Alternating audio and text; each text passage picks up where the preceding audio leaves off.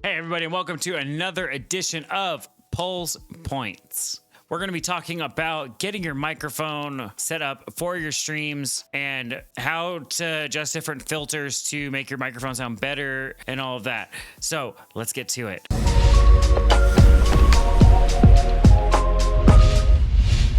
So, okay, this is what you're going to want to do. Once your microphone is in your audio mixer, you're going to hit the little cog and you're going to go to filters.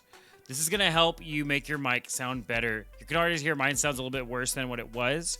So the first thing you want to add, always, is going to be noise suppression. You can label it whatever you want.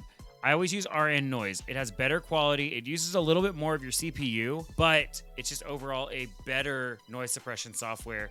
And you don't have to mess with anything. It does it automatically. The next thing you want to look at is going to be a compressor. What I always say, kind of an industry standard, the ratio you want to have it 4:1. It'll have the best compression. The threshold, it kind of depends on your voice. If you look at the audio mixer down here, so when you're going to your threshold, you want to just play around with this. You see how the microphone isn't moving. I'm just talking. I'm explaining this. We're just talking about it a little bit more. We're talking about it a little bit more. You see how now it's starting to go down?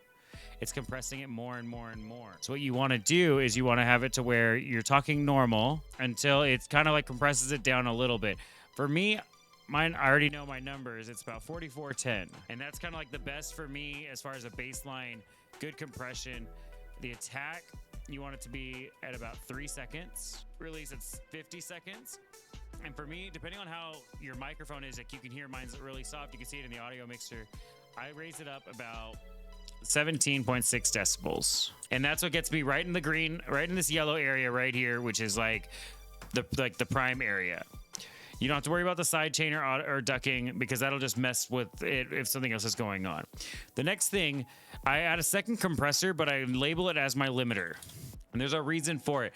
The original limiter doesn't really help as a limiter.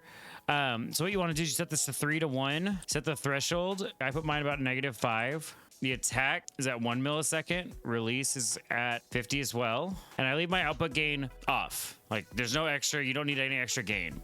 Now what that'll do is if I start talking softly, you can still hear me perfectly fine. The limiter is what boosts it back up. And the last thing you want is a noise gate. What that'll do is if there's any like clapping, anything like that, it'll eliminate it completely. So what I do is it's different for everybody. You kind of want to just play around with this.